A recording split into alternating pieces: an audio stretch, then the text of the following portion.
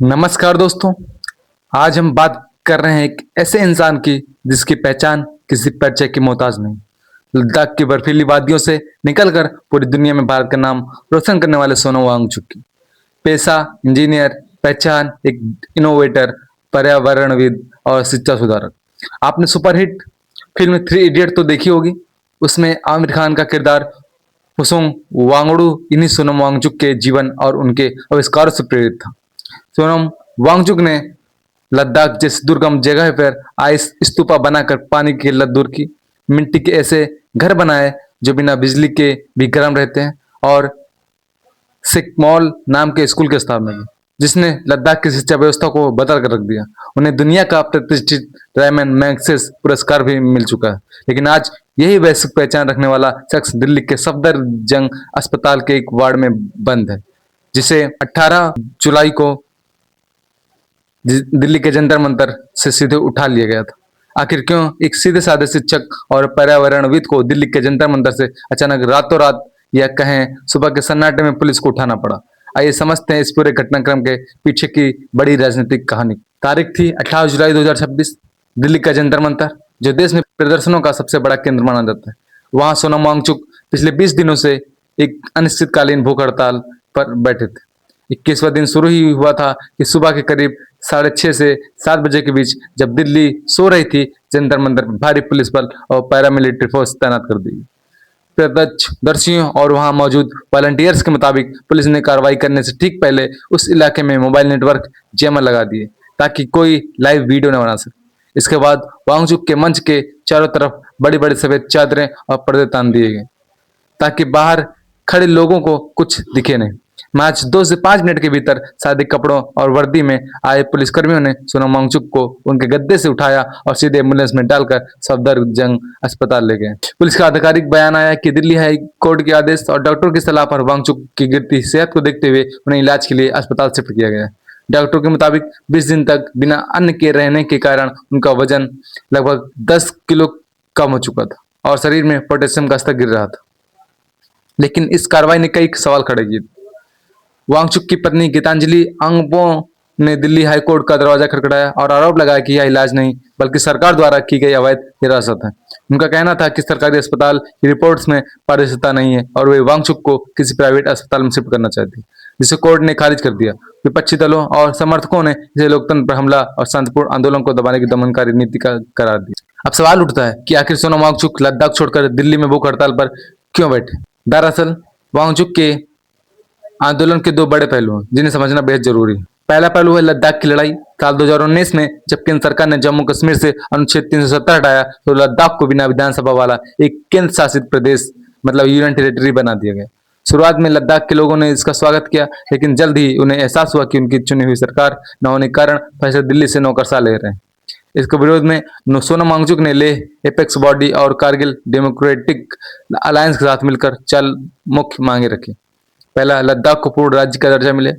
दूसरा, लद्दाख को संविधान की 6ठी अनुसूची में शामिल किया जाए, ताकि वहां की 90% से अधिक जनजातीय आबादी अपनी जमीन, संस्कृति और फ्रेजिल इकोसिस्टम, मतलब नाजुक पर्यावरण की रक्षा के लिए खुद कानून बना सके। और तीसरा, लद्दाख के युवाओं के लिए एक अलग लोक सेवा आयोग, मतलब पब्लिक सर्विस कमीशन बने। चौथा, लोकसभा में लद्दाख को अतिरिक्त राजनीतिक प्रतिनिधित्व सीटें मिले। दूसरा और सबसे हालिया पहलू है नीट परीक्षा और देश के युवाओं की आवाज। मतलब जून 2026 में लद्दाख की मांगों के साथ साथ वांगचुक ने दिल्ली के जंतर मंतर पर एक नया मोर्चा खोला। मतलब नीट एग्जाम, जिसमें जो पेपर लीक हुआ था नीट एग्जाम और बहुत सारे, उसमें कुल मिला के 20 से ज्यादा युवाओं ने जान गई थी, कह सकते हैं आप। तो इस मुद्दे को लेकर सोनम वांगचुक दिल्ली जंतर में मंतर पर जाके शामिल हुए थे। इस बार देश में वे प्रतियोगी परीक्षाओं, विशेषकर नीट परीक्षा में हुई कथित अनियमितताओं और पेपर लीक के खिलाफ कांग्रेस जनता पार्टी और छात्र संगठनों के नेतृत्व में हो रहे प्रदर्शन में शामिल हो गए। उनकी मांग थी कि परीक्षा प्रणाली में बड़े सुधार किए जाएं और शिक्षा मंत्री धर्मेंद्र प्रधान अपने पद से इस्तीफा दें। एक लद्दाख का एक्टिविस्ट जब देश के करोड़ों छात्रों के हक की बात करने लगा, तो आंदोलन का दायरा राष्ट्रीय हो गया। अब आते हैं उस सबसे बड़े सवाल पर जिसके लिए आप यह वीडियो देख रहे हैं। वे कौन से राजनीतिक कारण थे जिसकी वजह से सरकार ने उन्हें जनता मंदिर से हटाना ही मुनासिब समझा? इसके पीछे 3-4 बहुत गहरी राजनीतिक वजह है। पहला है, सबसे तात्कालिक राजनीतिक कारण था तारीख 20 जुलाई, जिस दिन सोनम वांगचुक को उठाया गया मतलब 18 जुलाई को, उसके ठीक 2 दिन बाद यानी 20 जुलाई को संसद का मानसून सत्र शुरू होने जा रहा था। वांगचुक और प्रदर्शनकारी छात्रों ने ऐलान कर रखा था कि वे 20 जुलाई को जंतर मंतर से संसद भवन तक एक बड़ा मार्च निकालेंगे, जिसे उन्होंने भारत का दूसरा स्वतंत्र आंदोलन कहा। सोचिए, एक तरफ संसद का सत्र शुरू हो रहा हो और दूसरी तरफ विपक्ष सरकार को घेरने की तैयारी में हो, और दूसरी तरफ देश का एक बेहद सम्मानित नेशनल हीरो हजारों छात्रों के साथ संसद की तरफ बढ़ रहा हो। यह दृश्य सरकार के लिए एक बहुत बड़ी राजनीतिक असहजता में पैदा कर देती।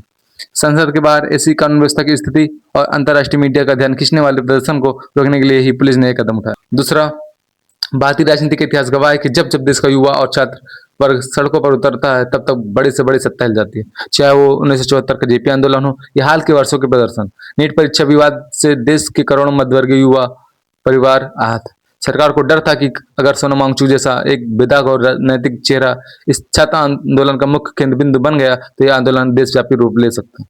युवाओं के गुस्से को एक बड़ा नेता मिलने से रोकने के लिए वांगचुक को जनता मंदिर से मन से अलग करना राजनीतिक रूप से जरूरी माना गया। चौथा, लद्दाख की जो मांग है, छठी अनुसूची, वे सीधे तौर पर वहां के जल, जंगल और जमीन को संरक्षण देती है।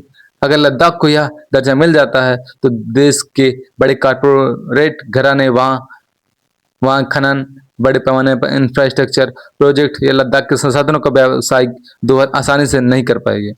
राजनीतिक विश्लेषकों का मानना है कि केंद्र सरकार पर उद्योगों और कॉरपोरेट लॉबी का भारी दबाव है, जो लद्दाख के खनिज और सौर ऊर्जा के संसाधनों पर नजर गड़ाए हुए। वांगचुक का आंदोलन इस कॉरपोरेट विस्तार के रास्ते में सबसे बड़ा रोड़ा बना हुआ। चौथा है, लद्दाख भारत का एक बेहद संवेदनशील सीमावर्ती इलाका है, जिसकी सीमाएं चीन और पाकिस्तान से लगती है। वहां किसी भी तरह का असंतोष या लंबा चलने वाला आंदोलन अंतर्राष्ट्रीय स्तर पर भारत की छवि को प्रभावित करता है। इसके अलावा बीजेपी ने पिछले चुनाव में लद्दाख के लोगों से छठी अनुसूची का वादा किया था, लेकिन बाद में सरकार ने अपने कदम से पीछे हट गई। वांगचुक बार बार सरकार को उसका चुनावी वादा याद दिला रहे हैं, जिससे सत्ता पक्ष की राजनीतिक साख पर सवाल उठते हैं।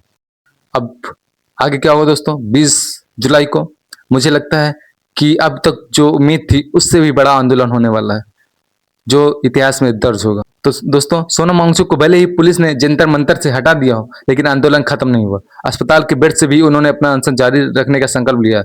लोकतंत्र में विरोध प्रदर्शन करने का अधिकार हर नागरिक को है, और जब देश एक सम्मानित शिक्षक और वैज्ञानिक अपनी जान दांव पर लगाकर सड़कों पर बैठता है, तो व्यवस्था को जवाब देना ही पड़ता है। क्या सरकार वांगचुक की मांगों पर बातचीत का रास्ता चुनेगी, या यह आंदोलन आने वाले दिनों में और उग्र रूप लेगा? यह तो वक्त ही बताएगा। लेकिन इस पूरे घटनाक्रम ने यह साबित कर दिया है कि सत्ता चाहे किसी की भी हो, उसमें जनता की गूंजती आवाजों से डर जरूर लगता है। इस पूरे मुद्दे पर आपकी क्या राय है? क्या सोनम वांगचुक को इस तरह उठाना सही था? कमेंट बॉक्स में अपनी राय जरूर साझा करें। वीडियो को लाइक और चैनल को सब्सक्राइब करना ना भूलें। मिलते हैं नेक्स्ट वीडियो में, तब तक के लिए धन्यवाद। अपना और अपनों का ख्याल रखें।